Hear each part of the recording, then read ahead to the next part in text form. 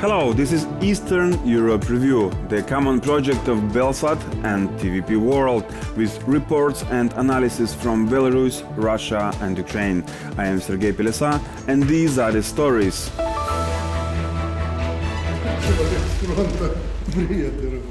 How is the Kremlin depriving Aliaksandr Lukashenka of political subjectivity? It turns out that in Putin's eyes, Lukashenka and Pushilin, Belarus and temporarily occupied territory are all about the same order.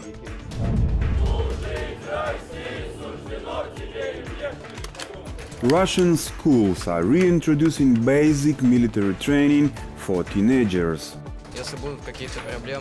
Everyone will be able to protect their homeland and their people. A former Russian intelligence officer has arrived in Ukraine to defend it against Putin's aggression. I can assemble an atomic bomb or dive underwater. I can plant mines under power lines. I have received good training generally. Aliaksandr Lukashenka was lowered to the level of the head of the region annexed by Russia. Belarusian propaganda reported on his meeting with Denis Pushilin, head of the self-proclaimed Donetsk People's Republic, who is on the wanted list in Ukraine. It was as if propaganda reported on the public humiliation of Lukashenka, who considers himself the elected president of an independent state. Why did Lukashenka meet with the odious Russian puppet, although he had avoided it before? Aliaksandr Lukashenka met with Denis Pushilin. The meeting of the self-proclaimed president with the head of the self-proclaimed Donetsk People's Republic took place in Minsk.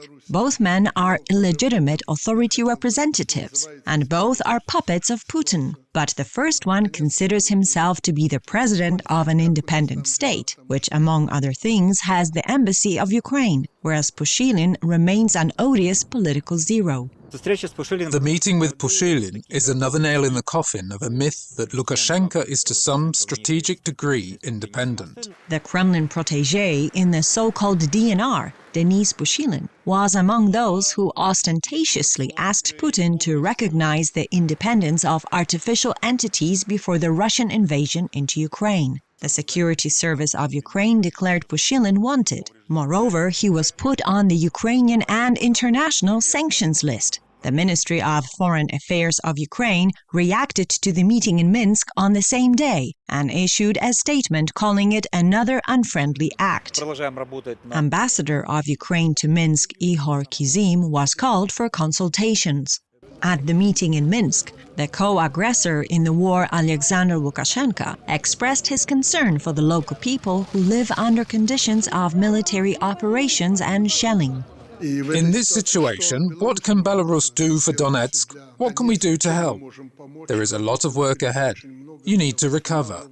It is necessary to revive industrial enterprises and agriculture. Before the start of the full-scale war, the media reported that although Belarus doesn't recognize the pro-Russian separatist republic, it provides it with supplies of goods. In 2017, according to some estimates, the share of Belarusian products in the consumer market of the so-called DNR was 25%. During the meeting in Minsk, Pushilin, among other things, discussed the delivery of Minsk automobile plant's production to the Donbass. But most importantly, according to Pushilin, he agreed on the perspective. I can fully imagine that economic issues were the main focus at the meeting. Lukashenka sees an opportunity to make money on these territories. Russia will invest there. If something is being built, for Lukashenka, it can be economically attractive. However, in order to make plans for cooperation with Donbass, which he cares so much about, and to negotiate with the puppet Pushilin, the dictator must believe that the region will be controlled by Russia as a result of the war. Many of his statements show that in reality he doesn't really believe in a Russian victory. He is afraid of its defeat, so he is constantly creating possibilities to escape when he declares that he is in favor of peace negotiations. If not practical, the meeting with Pushilin may have a symbolic meaning, and then only the Kremlin will be its scriptwriter. This is a message addressed to Lukashenko himself. You must know your place. The Russians are beginning to consider Belarus, and accordingly the president of Belarus, as being the same status as Pushilin. It turns out that in Putin's eyes, Lukashenka and Pushilin, Belarus and temporarily occupied territory, are all about the same order. If the Kremlin forced Lukashenko to attend this meeting, it would reveal the fact that his independence is limited to how much he can ask from Russia in return. If we assume that the meeting with Pushilin was a conscious choice of the Belarusian dictator made out of economic interests, it would mean that he has consciously chosen his public humiliation. The Russian government has decided to introduce teenagers from senior high school to life in barracks. There were similar courses in schools in the USSR. During the day, instructors will teach military skills to teenagers, and in the evenings, psychologists will instill in them love for the motherland.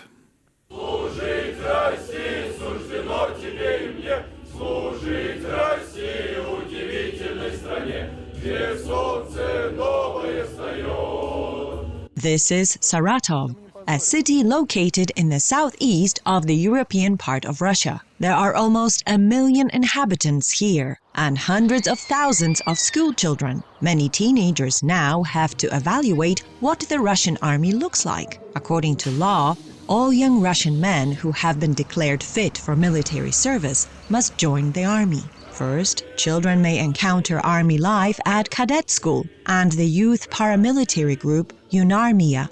Such teenagers, who have been prepared for war on a daily basis, are unlikely to see something new in the barracks. Against the backdrop of the revival of military training in primary schools, it is planned to make all young men from graduating classes attend the courses in the barracks.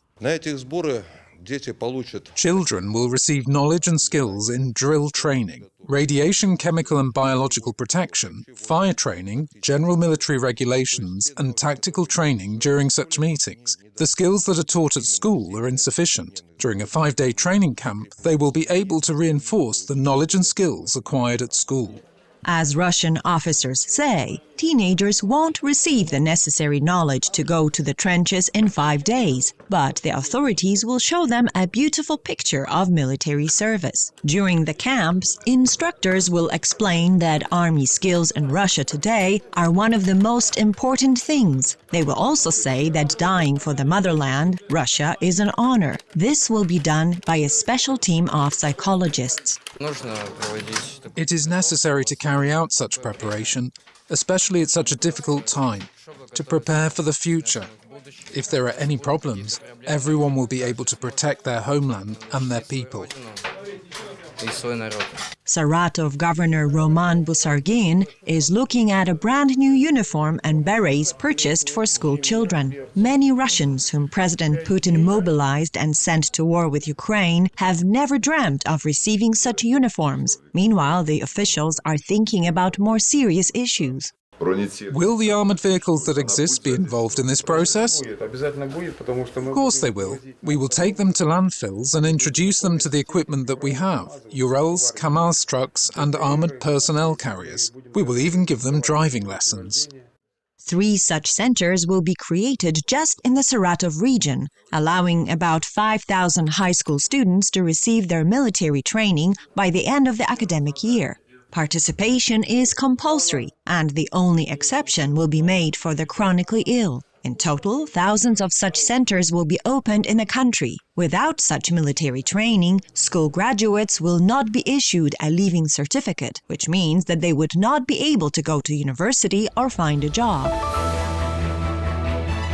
A former Russian military intelligence officer born in Yakutia, Siberian region, has decided to fight for Ukraine. In the past, Vladislav Amosov used mathematical modeling of other countries' economies to find their vulnerabilities. In addition, the ex-intelligence officer calculated the trajectory of intercontinental ballistic missiles and claimed he could assemble an atomic bomb. I can operate all weapons in service in the Russian army. For example, a machine gun, a grenade launcher, an assault rifle, a sniper rifle, and an underbarrel grenade launcher. Vladislav Amosov comes from Yakutia. He is showing the records in his military ID card. He is a former officer in the main intelligence directorate of the Russian armed forces, the only cadet from his university who fought in the Second Chechen War. I can assemble an atomic bomb or dive underwater. I can plant mines under power lines. I have received good training generally.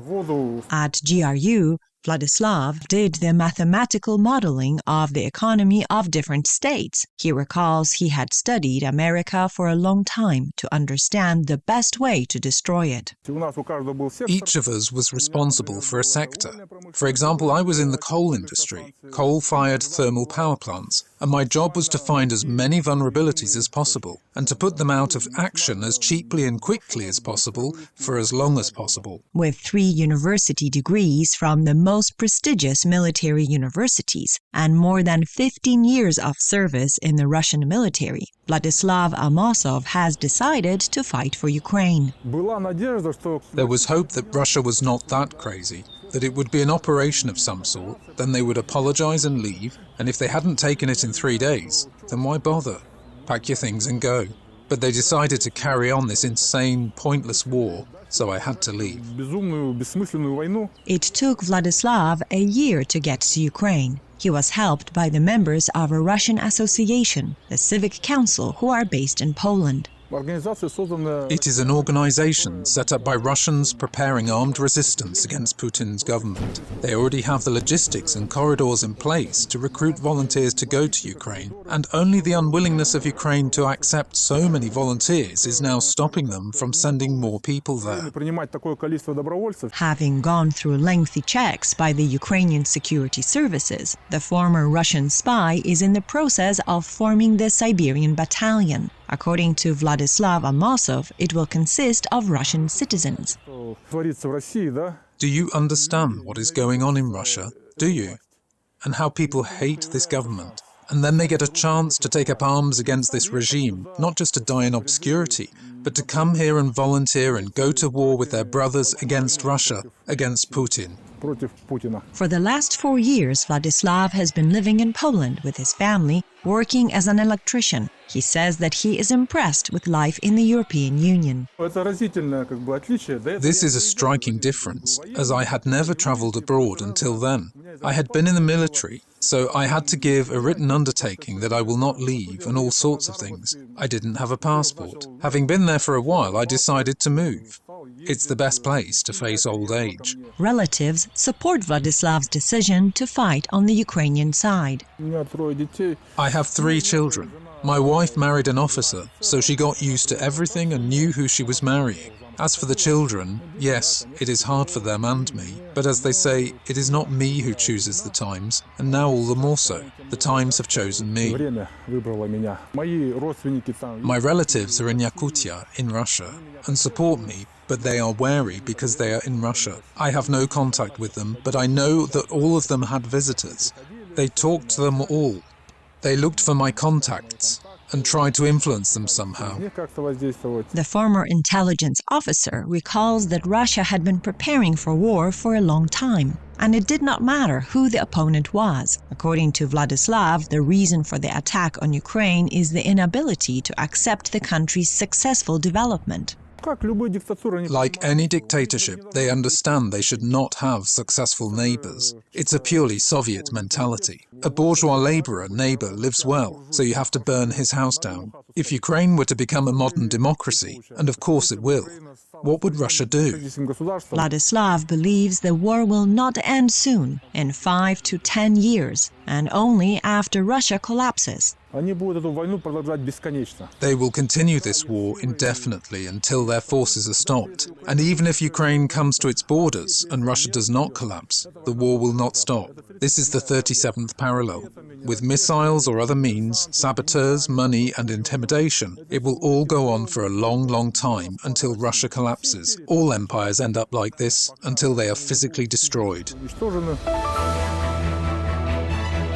That's all for today. I am Sergey BELSAT. Thank you for being with us. Please keep watching TVP World and stand with Ukraine.